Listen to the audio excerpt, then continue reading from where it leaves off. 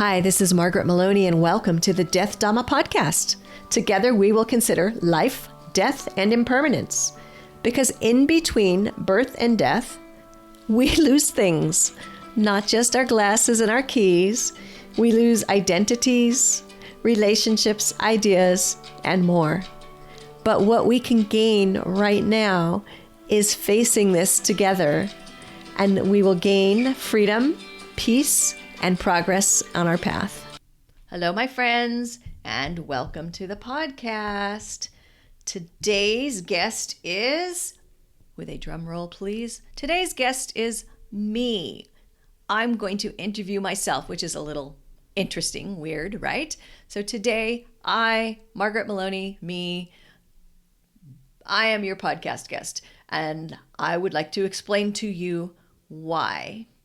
You know that this season we are talking about, death with a small d, disappointments, things that have changed or happened in our lives that are evidence of impermanence, and how we faced them and what happened and how we got through the challenge. And it just seemed fair to me that as I'm going around interviewing people who are generously sharing their stories, for example, check out episode 1 where Justin Whitaker shares his story of a difficult relationship, that it seems reasonable that I might share with you as well. If you've been with the podcast through season 1, and if you've been with me through that and through my 2 books, Carpooling with Death and the more recently released Sitting with Death, you know my story of death with a capital D, in a sense, right? You know that I was inspired to do any of this because of going through the death of some of my family members, my father, and then 2 years later, my mother and my husband. And you know about that. I reference it. I talk about it. It shows up when I write. So today, I'm not here to talk about that because remember, this is season 2 and we're talking about different kinds of death. We're talking about the deaths of when you lost a thing or an idea or a relationship.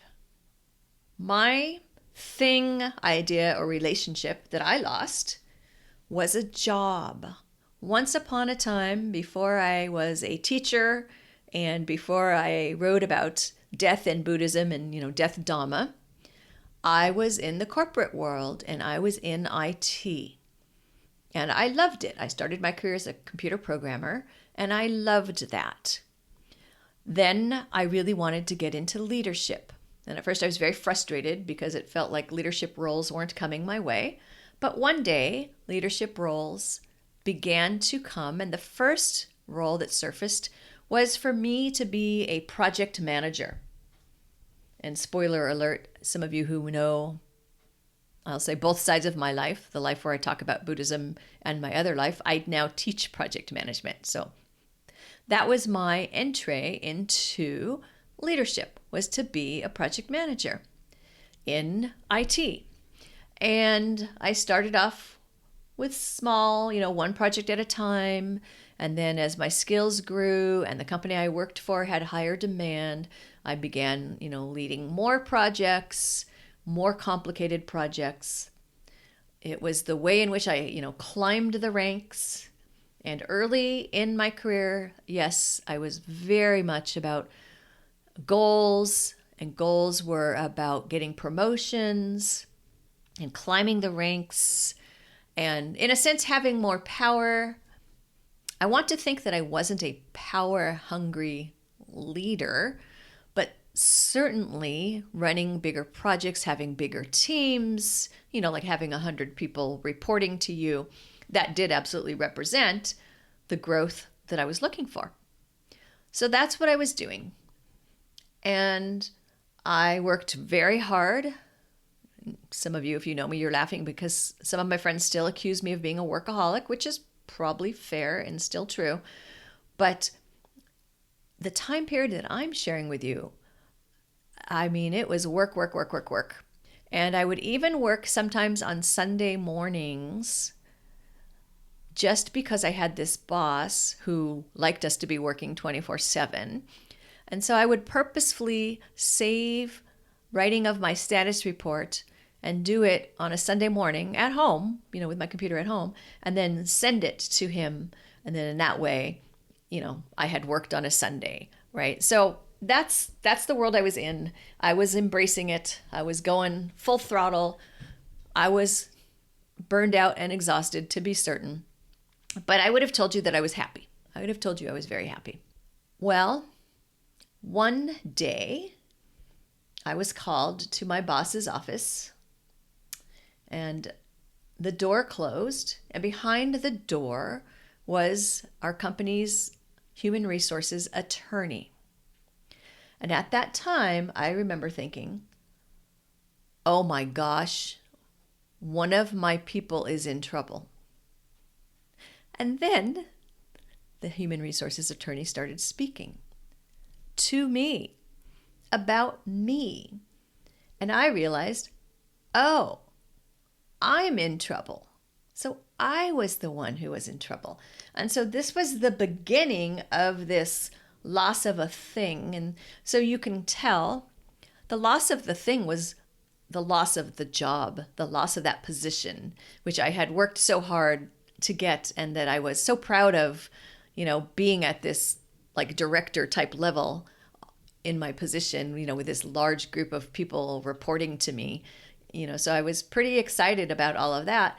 But in that moment, I began to see, and as I was listening to what was being said, I had this realization, I'm not going to be working here anymore.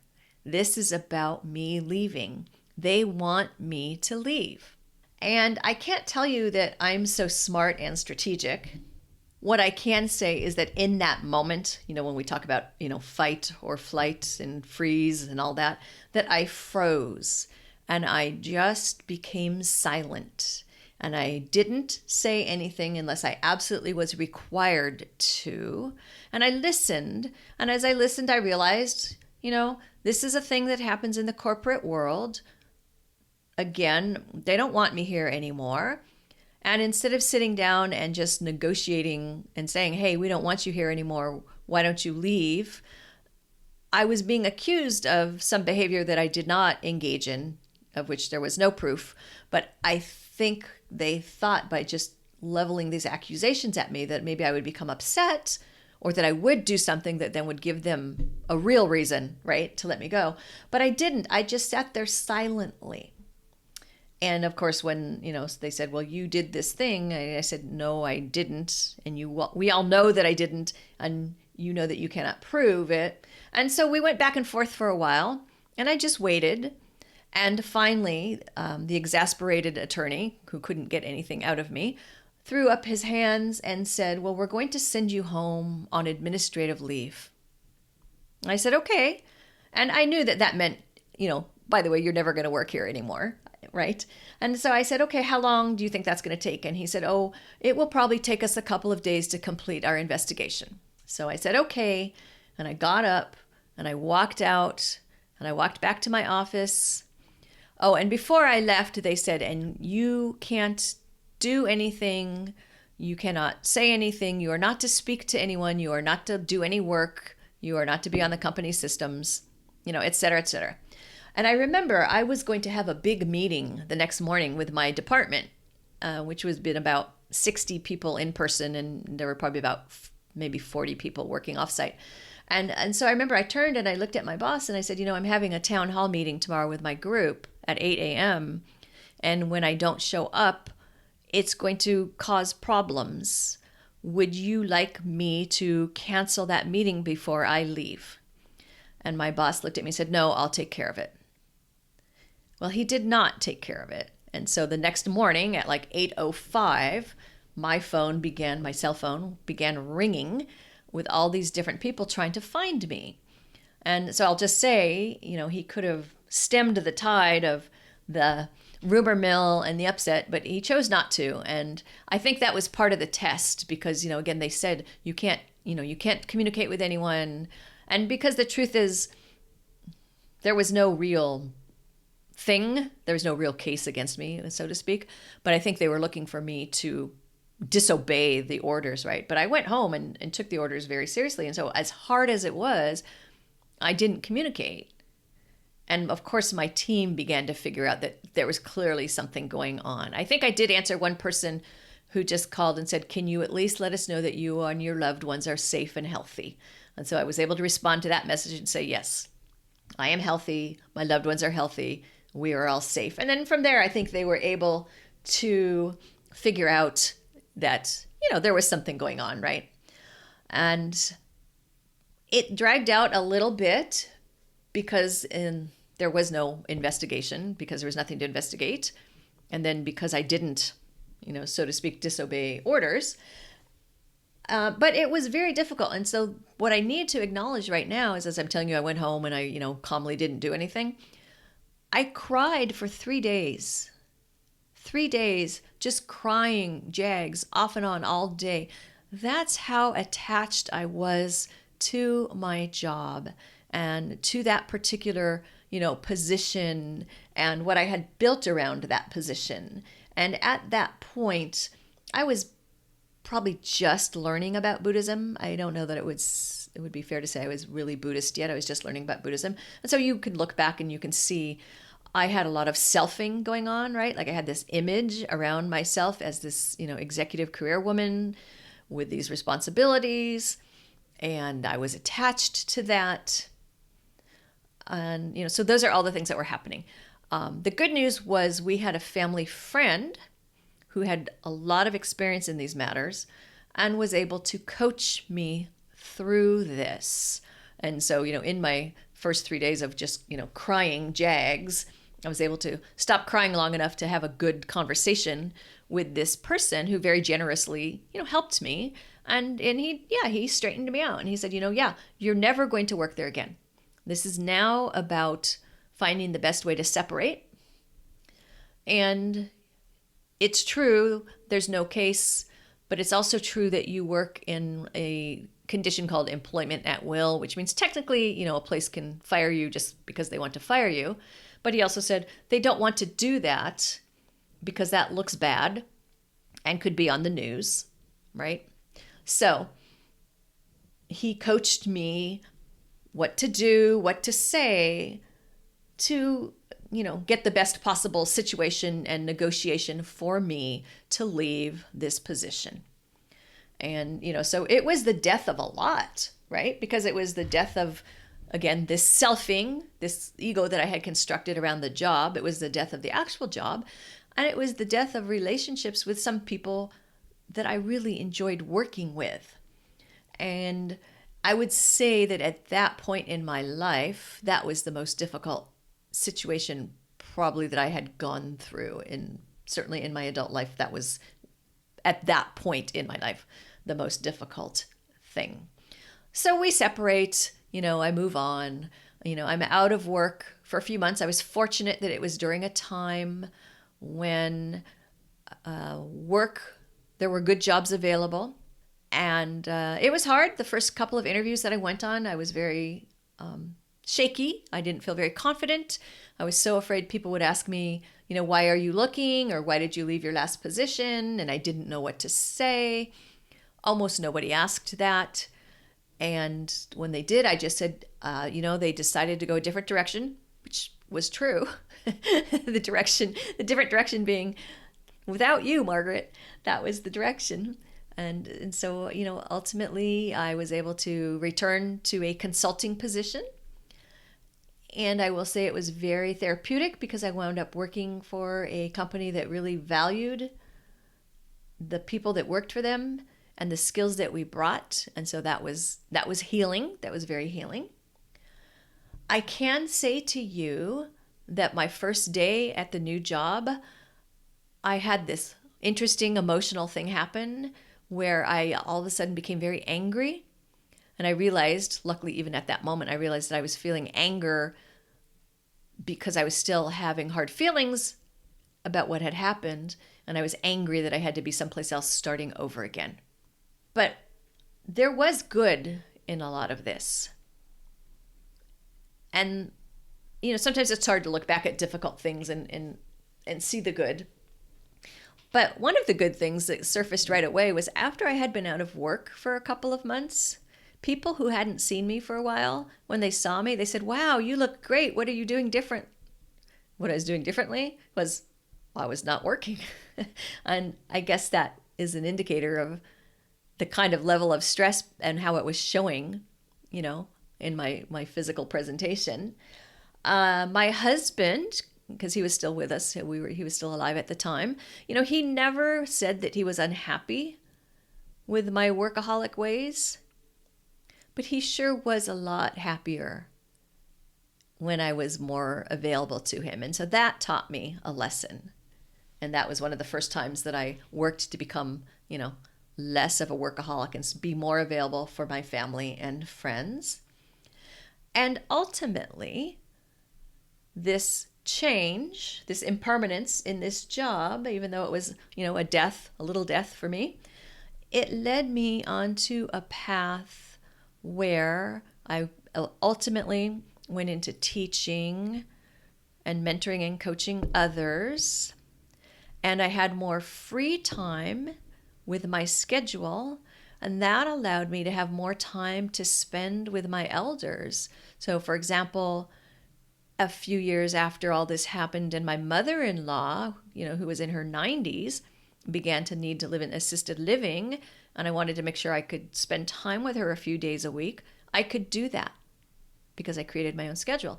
And then as my parents got older and I wanted to spend more time with them, and then, we did go through my dad's cancer and my mom being on her own without my dad, it gave the freedom to be able to go and spend more time with them, even if I brought my laptop and worked remotely. And so it really did lead to a lot of good things. Of course, it took a while for me to see it. And it took a while for me to be able to talk about it because I carried shame around. Oh my gosh, I lost this great job. How shameful.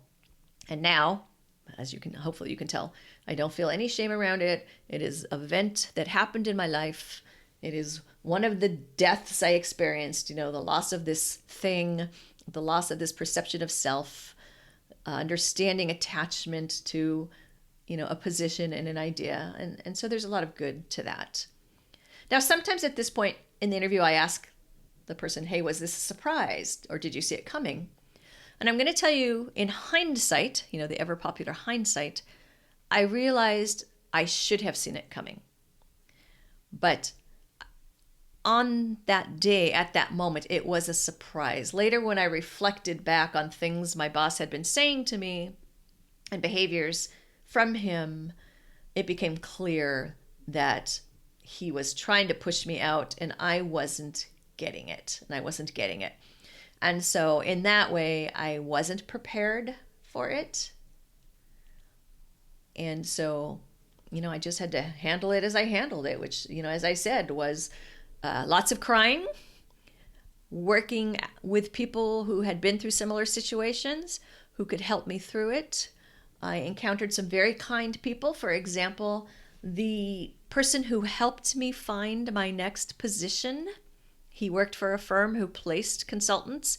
He was so kind and so understanding to me, and he helped me find this great position.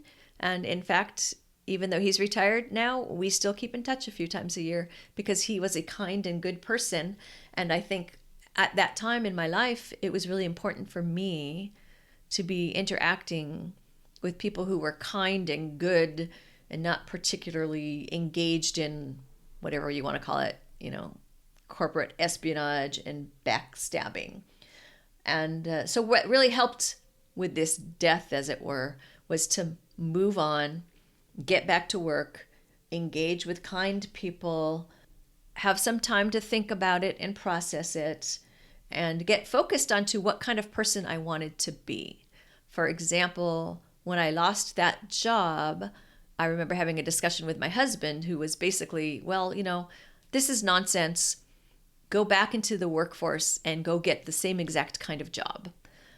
And I understood his perspective, but I felt like this was an indication that it was time to make a change. And so I wanted to have a similar type of job, but I wanted to use this as an opportunity to change. And so while I went back to work as a consultant, I explored how could I work meaningfully, and yes, of course, help pay the bills, and do it in a way where I can work and position myself in kinder environments. And that's what led me into, I started by doing some coaching and then led me into teaching. So at the time, since I was just barely learning about Buddhism, I can't really say that I had a favorite Buddhist teaching at the time. But what I will say now, I really tend to rely so much on the Four Noble Truths because they're the basis, in my mind, they're the basis for everything. And really that reminder of like, there will be suffering, there can be suffering. This is why. Live that noble eightfold path because that's the way out of suffering. And a good understanding and relationship with impermanence. So I think one of my favorite things is that understanding of impermanence, and even just that short passage, everything that arises ceases. It's almost like a mantra that I live with because I just have found it to be so helpful. And, definitely this loss was a point in my life where my life changed. I used it to change. First, I got kicked. I got a kick in the butt, pardon the expression.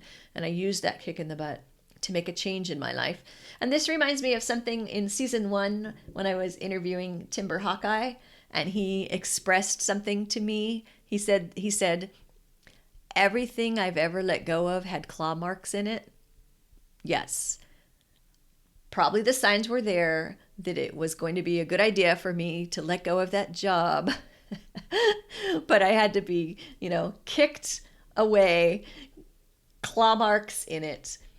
And although it was so difficult, and there are some aspects of I don't appreciate, some of it, I do appreciate the life that I've been brought to and what I have now. And so for any of us, what I would say is if you go through painful job separations or other changes, but since I'm talking about my job today, let's say when you go through painful career separations, it's going to hurt. That's normal.